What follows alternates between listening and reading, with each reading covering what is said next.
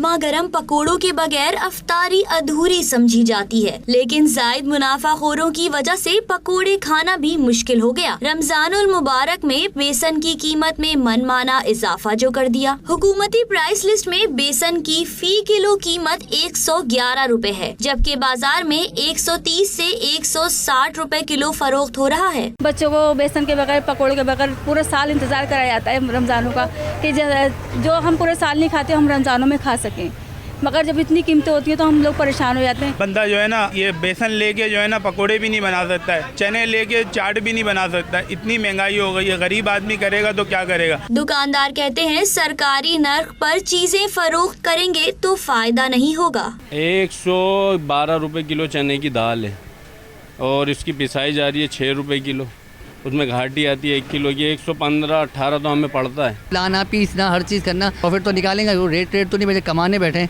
कोई बेचारे वैसे बेचने तो नहीं बैठे ना मुफ्त के। शहरियों ने मुतालबा किया है कि इंतजामिया सिर्फ प्राइस लिस्ट जारी करके ना बैठ जाए, बल्कि इस पर अमल भी करवाए। बैरून मुल्क में जहां रमजान के मौके पर कीमतों में कमी आ जाती है, वहीं पाकिस्तान में इफ्तारी में सबसे ज्यादा इस्तेमाल होने वाले बेसन की कीमत आसमान छू रही है।